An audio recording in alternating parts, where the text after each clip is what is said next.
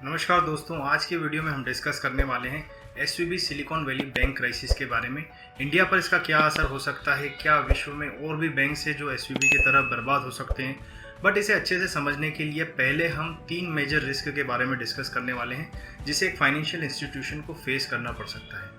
ये 3 major risk हैं: credit risk, interest rate risk and liquidity risk. सबसे पहले क्रेडिट रिस्क, जो एक बहुत ही कॉमन रिस्क है एंड इसका रिलेशन किसी कमर्शियल बैंक के एनपीए बढ़ने या लोन डिफॉल्ट से बढ़ने से रिलेटेड है। वैसे हर बैंक 2 से 3% तक के एनपीए के लिए प्रिपेयर्ड रहती है, बट जब ये लेवल बढ़ने लग जाता है तो बैंक्स को काफ़ी परेशानी का सामना करना पड़ सकता है। दूसरा है इंटरेस्ट रेट रिस्क। एक bank interest rate risk face कर सकता है जब किसी इकोनॉमी में तेजी से इंटरेस्ट रेट में वृद्धि होती है एंड इस वजह से बैंक्स के fix income assets for example bonds की मार्केट वैल्यू में कमी आती है। तीसरा है liquidity risk. Suddenly banks withdrawal बढ़ने से बैंक को लिक्विडिटी का रिस्क हो सकता है। ऐसे में बैंक के पास इतना फंड होना चाहिए कि वो सारे ऑब्लिगेशन को बिना किसी लॉस के पूरा कर सके। फॉर एग्जाम्पल, अगर आप प्रॉपर्टी में इन्वेस्ट करते हैं एंड सपोज आप आपका पूरा फंड उसमें लगा देते हैं एंड सडनली कोई मेडिकल इमरजेंसी से फंड की रिक्वायरमेंट होती है, तो इसका मतलब है कि आप लिक्विडिटी रिस्क का सामना कर रहे हैं, क्योंकि तुरंत आप प्रॉपर्टी को सेल नहीं कर सकते हैं एंड अगर इमरजेंसी में सेल करते हैं तो आपको लॉस में सेल करना पड़ सकता है। सिलिकॉन वैली बैंक 1983 में एस्टेब्लिश्ड हुआ था एंड ये बैंक डूबने के पहले अमेरिका का 16th लार्जेस्ट कमर्शियल बैंक था। एसवीबी अपनी बैंकिंग सर्विस करीब आधी US venture bank technology and life science companies को प्रोवाइड करती है। एसवीबी के ग्रो करने का एक बड़ा कारण पेंडेमिक के दौरान टेक सेक्टर में बूम की वजह था।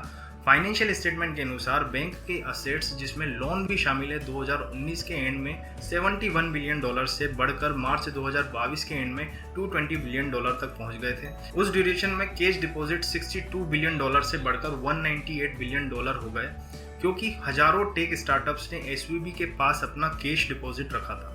अब एसवीबी के डूबने का कारण interest rate risk and liquidity risk, ये 2 मेजर रिस्क फैक्टर थे। क्रेडिट रिस्क नहीं था सिंस बैंक्स के loan investment mostly mortgage based थे एंड फिक्स्ड इनकम असेट्स थे। मार्च 2022 से ही फेडरल रिजर्व बैंक, जो कि यूएस का सेंट्रल बैंक है, बढ़ते इन्फ्लेशन को कंट्रोल करने के लिए लगातार इंटरेस्ट रेट में वृद्धि कर रही है एंड इस वजह से जो डेट सिक्योरिटीज़ है उनकी यील्ड भी उसी स्पीड से बढ़ने लग जाती है।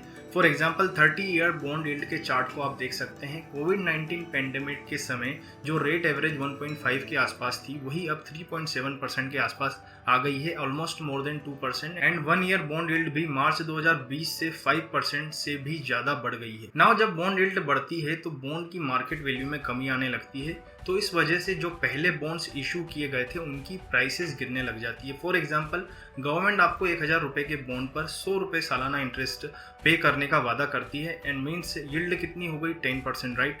अब सपोज इंटरेस्ट रेट बढ़ने से यील्ड बढ़कर 20% हो जाती है, तो बॉन्ड के प्राइस गिरकर 500 रुपीज़ हो जाएंगे, क्योंकि आपको 20% यील्ड से सालाना 100 रुपये पे करेंगे। अब सिलिकॉन वैली बैंक के असेट्स में 55% हिस्सा फिक्स्ड इनकम और सिक्योरिटीज़ का था, जिसकी मार्केट वैल्यू बॉन्ड यील्ड बढ़ने से कम होते जा रही थी। रॉयटर्स की रिपोर्ट के अनुसार उनका पोर्टफोलियो पिछले वीक एवरेज 1.79% रिटर्न दे रहा था, जो 10 साल के ट्रेजरी यील्ड से लगभग 3.9% कम था। हालांकि ये प्रॉब्लम की बात तब तक नहीं है जब तक अगर आप उस बॉन्ड्स को उनकी मैच्योरिटीज तक होल्ड करें, क्योंकि मैच्योरिटी पर बॉन्ड्स की एक्चुअल वैल्यू के हिसाब से आपको पूरा पैसा लौटाया जाता है। बट ये अनरियलाइज्ड लॉस एक्चुअल लॉस कब बन जाएगा, जब आप बॉन्ड्स को उनकी मैच्योरिटी के पहले सेल करते हैं, राइट। अब एसवीबी के केस में यही हुआ, चूंकि इंटरेस्ट रेट बढ़ने से लोन एक्सपेंसिव हो गए एंड जो बैंक्स के कंज्यूमर्स थे वो भी कैश की शॉर्टेज के कारण लगातार बैंक से विड्रॉ करने लग गए। सिंस एसवीबी का काफी पैसा यूएस बॉन्ड्स में इन्वेस्टेड था, तो उसे लिक्विडिटी का रिस्क था कि अगर इसी स्पीड से विड्रॉ होते रहा तो पूरा कैश रिजर्व जल्दी खत्म हो जाएगा। तो बैंक ने कंज्यूमर्स की कैश की रिक्वायरमेंट को पूरा करने के लिए अपने पोर्टफोलियो में से $21 बिलियन सिक्योरिटीज को $1.8 बिलियन लॉस पर सेल करने का डिसीजन लिया। प्लस उन्होंने अनाउंस किया कि वो अपने $2 बिलियन से भी ज़्यादा के शेयर्स सेल करने वाले हैं। इस वजह से लोग पैनिक होकर एसवीबी फाइनेंशियल ग्रुप के शेयर्स को सेल करने लगे एंड एक ही दिन में शेयर्स प्राइसेस 60% तक ड्रॉप हो गई। प्लस एसवीबी के कंज्यूमर अपना पूरा कैश बैंक से विड्रॉ करने लग गए। देखिए, कोई भी बैंक एक झटके में बर्बाद हो सकता है अगर लोग पैनिक होकर बैंक से पूरा कैश विड्रॉ करने लग जाए। लोगों के पैनिक होकर कैश विड्रॉ करने का कारण ये भी था कि मैक्सिमम लोगों के एसवीबी में कैश 2.5 लाख USD से भी ज़्यादा था। जो कि फेडरल डिपॉजिट इंश्योरेंस कॉर्पोरेशन की इंश्योर्ड अमाउंट लिमिट थी। इंडिया में यही लिमिट 5 लाख तक की है। मीन्स अगर इंडिया में कोई बैंक डूबता है तो आपको 5 लाख तक की धनराशि ही मिल पाएगी, भले ही बैंक में आपके 1 करोड़ डिपॉजिट क्यों ना हो।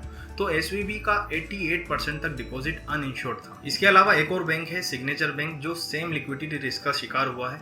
एसवीबी के क्रिएट किए गए पैनिक सिचुएशन के कारण सिग्नेचर बैंक से भी विड्रॉवल बढ़ने लग गया, क्योंकि उनके पास भी 90% फंड अनइंश्योर्ड था। एंड 12 मार्च को सिग्नेचर बैंक रेगुलेटर्स द्वारा बंद कर दिया गया।